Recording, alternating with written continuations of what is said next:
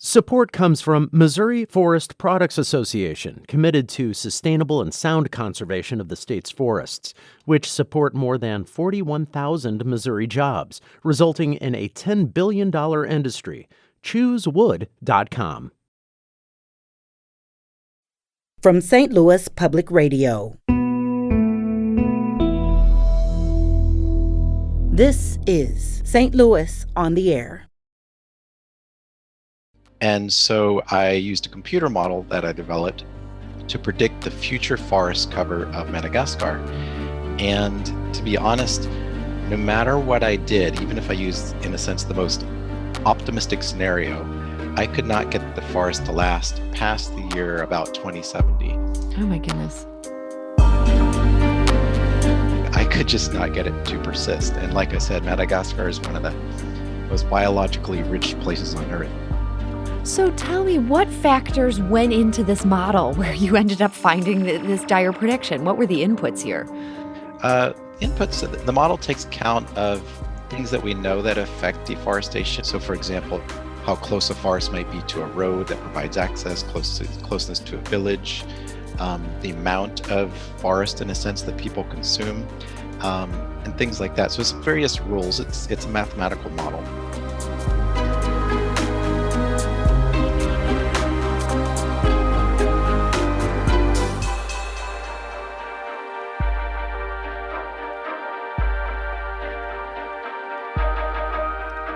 I'm Sarah Fensky. Today is Earth Day, and as we celebrate our planet today, we thought we'd take a trip to Madagascar.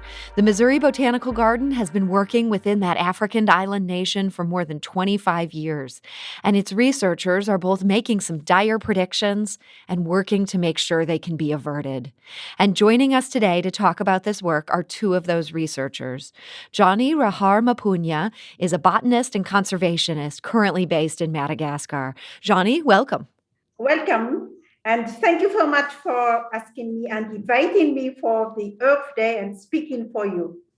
And we're also joined today by Adam Smith. He's an ecologist for the Missouri Botanical Garden based in St. Louis. Adam, welcome. Thank you, sir. Adam, let's start with you. What makes Madagascar such a focus for the Missouri Botanical Garden? Well, I know you're not supposed to use superlatives with the word unique, but I'm going to do it. If Madagascar is, in a sense, the most uniquest biological place on Earth.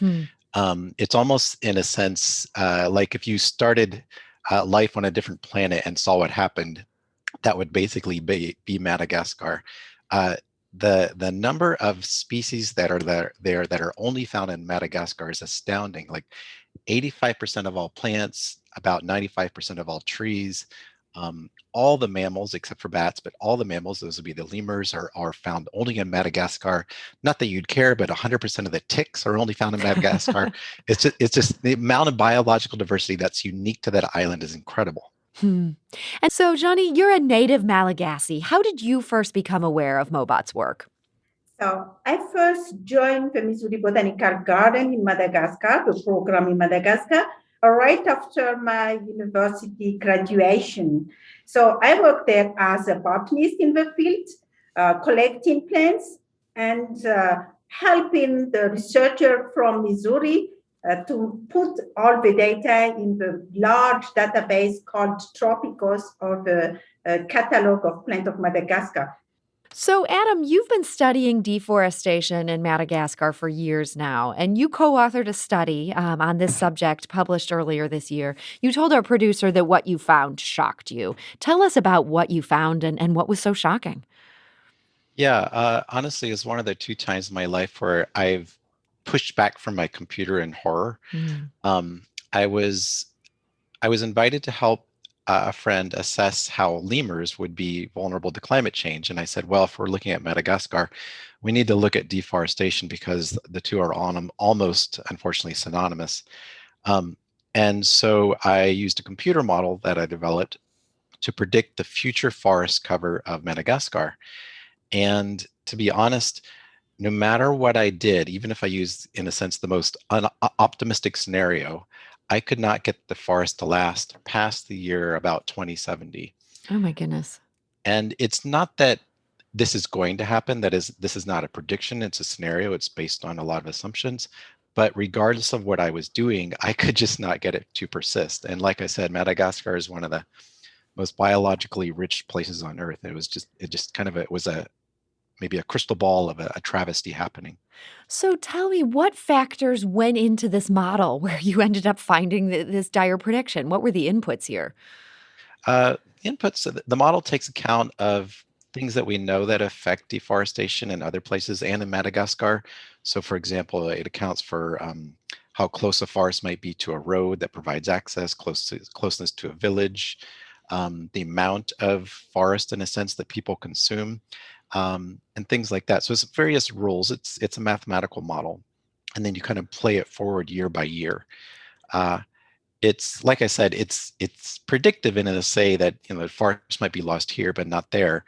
But I interpret it as a scenario. That is, it's not a dead in the water kind of thing. This is going to happen. Still, nonetheless, the results were very shocking to me. So you started this study wanting to figure out what the impact would be on these lemurs. What happens if we're looking at this level of deforestation that this model finds? What happens to the lemurs? That's an excellent question. It's a question we raised at the end of our article. What would happen? What should conservation biologists do if the forest were to be nearly completely lost? And we're not saying it's going to be 100% lost, but if we look at other countries where similar levels of deforestation have happened, like in Haiti, the forest goes down to maybe 1 or 2% of what it was. And at that point, it's just like little stands here and there. So it's effectively not a forest anymore. And can the lemur survive under those circumstances, other than, say, in a zoo? Probably not. A lot of them like intact forests. So even if there's a little bit of intrusion by people in certain areas, they'll tend to avoid those areas. So a little stand here and there probably isn't going to support them for at least the long term. So, Jeannie, this is your country here, your forests, your lemurs. Hearing Adam's predictions here, what's going through your mind? That's amazing. And talking about deforestation in Madagascar, we've lost all of the old forests since the last 15 years, about 40% of the forest gone. So I am really interested, and I have a hope with conserving the fragment and the remaining forests in Madagascar to conserve these habitat of lemurs. Jeannie, what are some of the things that are threatening these forests? You said you'd lost 40% in recent decades. What's taking them down? As you know, there are the usual threats like the wildfire, the illegal exploitation of wood, the invasive species, all of the mining exploitation, and all the extraction illegally of natural resources. And the most important, the most devastating are the wildfire. I'm sorry, the what? Wildfire. Okay. Yes. And so that has been a big issue, taking down these forests as well. Yeah, it's really take hundreds and hundreds of forests. Adam, you had told our producer one threat in particular. This was to the rosewood trees. You said they're being poached. What's going on with these trees? Yeah, you usually think of applying the word poach to deer or something like that, but you can poach plants too, meaning taking them illegally. So rosewoods are incredibly valuable trees. I've honestly never seen one in person. Maybe you have, Jeannie, but apparently if you cut it and look at the wood, it's a deep red. It's a beautiful color, so it sells for a lot. You can buy an entire tree for like $10,000 or something. So Madagascar is one of the lowest countries on the Human Development Index. People are literally living hand to mouth. And so you can imagine if you run across a rosewood tree, like you're going to cut it down because it's going to significantly change your life. It's like winning the lottery. But the problem with that is that it creates kind of an incentive for people to go further into the forests. And once you cut one thing down, it's easier then to continue doing other things.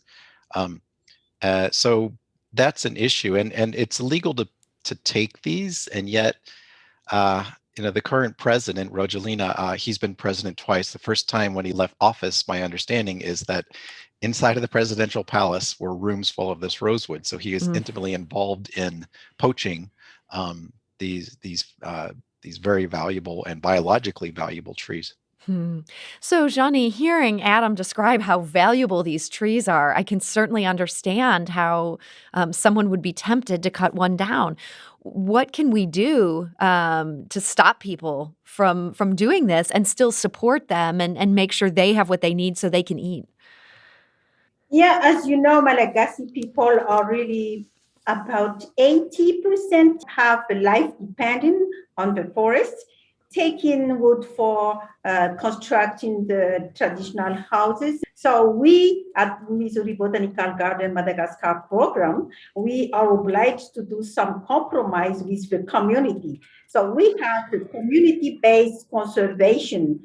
We are engaging communities to be the guardian of these plants, of these species.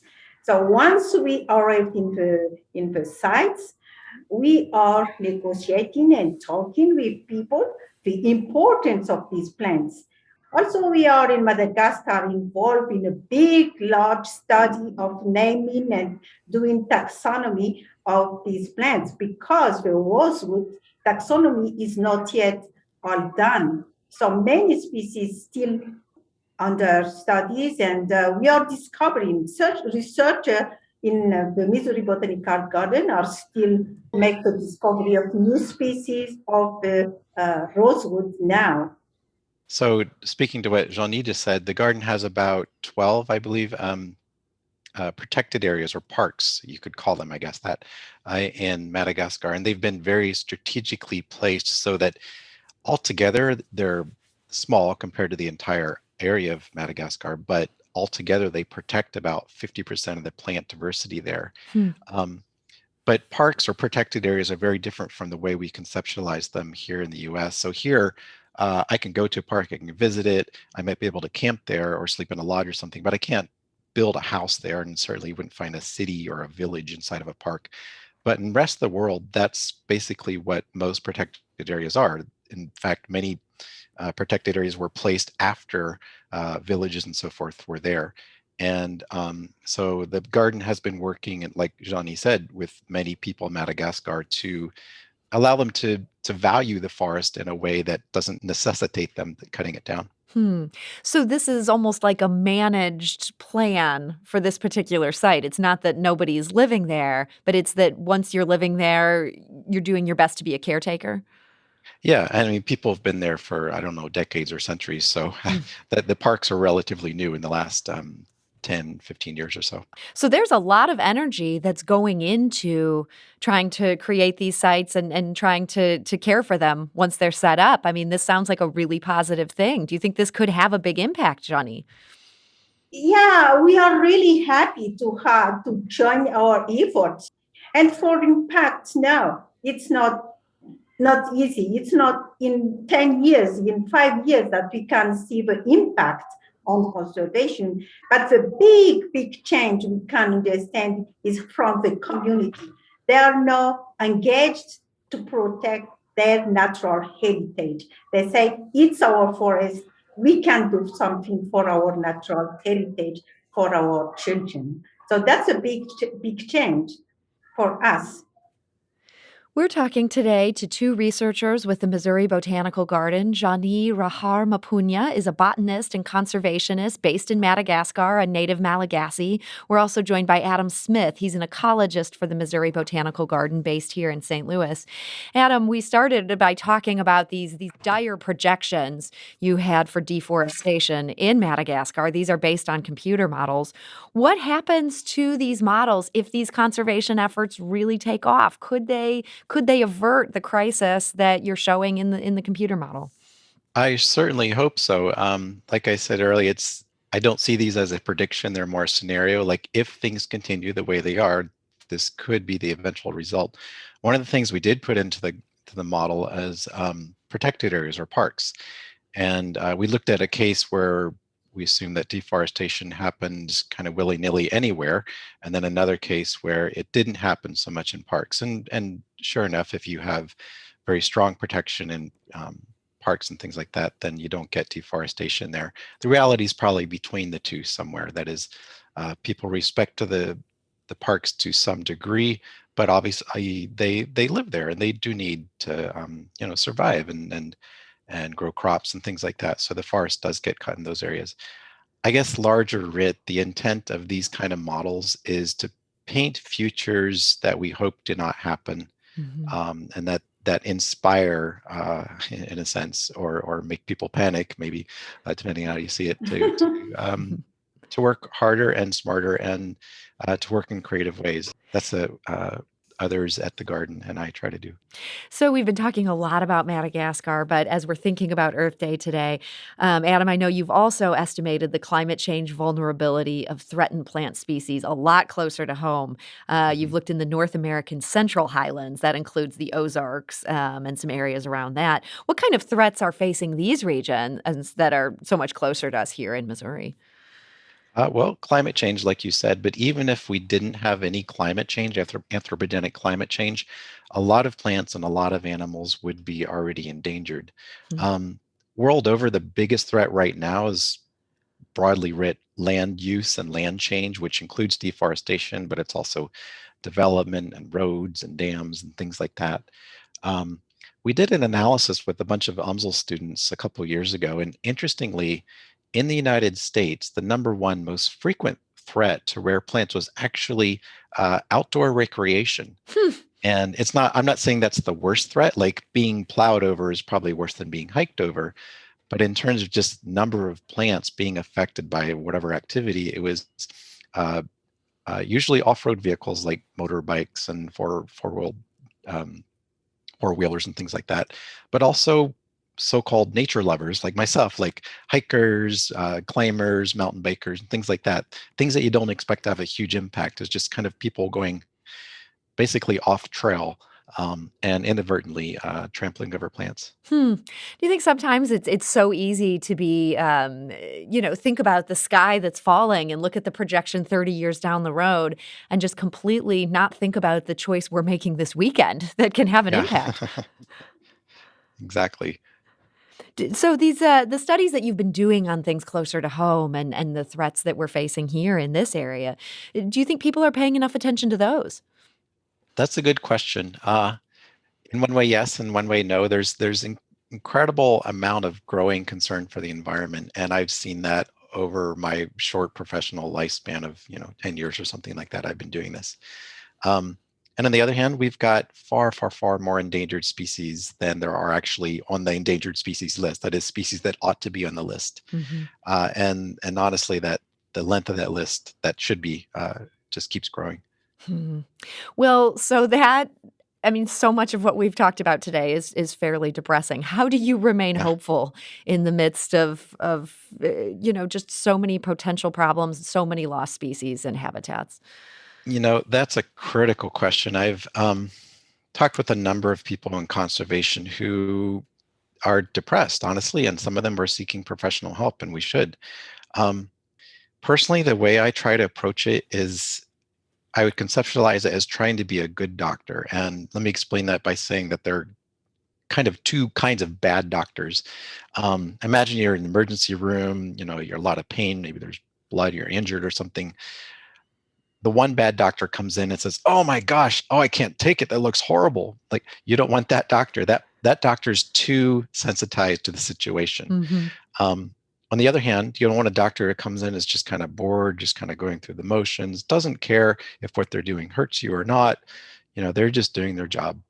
You don't want that doctor because they are too desensitized.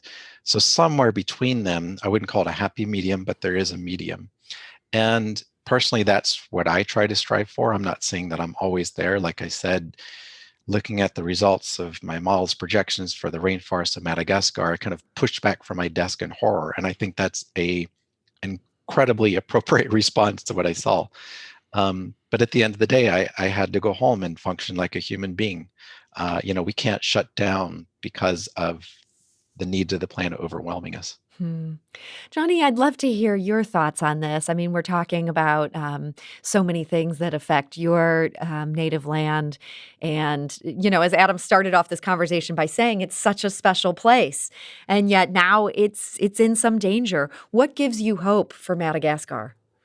I really believe there is hope because first, if protected areas are only 1 million hectares during the last 10 years, 15 years, we have now a total of 7 million hectares. Of course, I understand. That's a big and huge areas protected legally. And it's not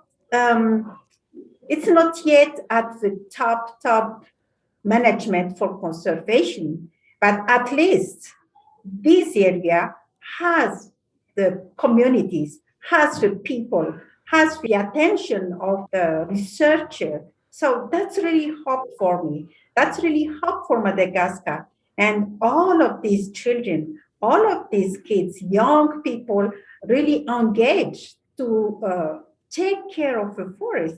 That's amazing. That's amazing. Because when I was at university, few of us are only working on taxonomy, on research, on plant. But now, I think that there are hundreds of students at university really love to learn plants, love to do all the taxonomy, and care about forests, care about all our natural heritage. So that's hope for me.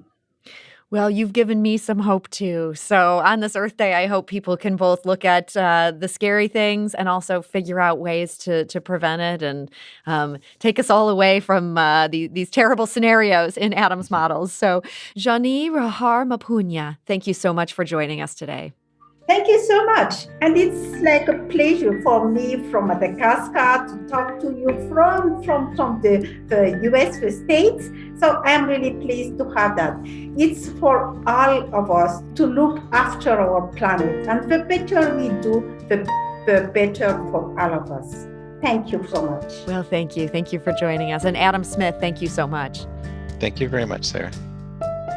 St. Louis on the Air is a production of St. Louis Public Radio.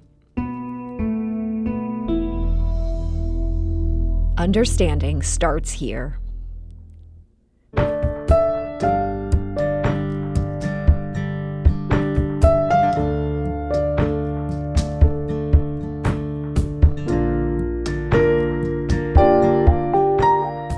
Do you find yourself regularly listening to episodes of St. Louis on the Air? Suggest us to a friend you think might enjoy our conversations, and leave us a review and rating on Apple Podcasts on the App Store. It's the simplest way to help people discover our show. Thank you. St. Louis Public Radio is a member-supported service of the University of Missouri, St. Louis.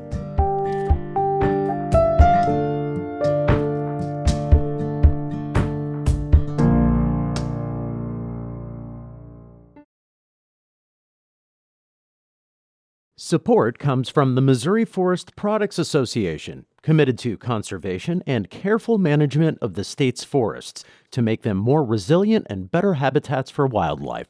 ChooseWood.com.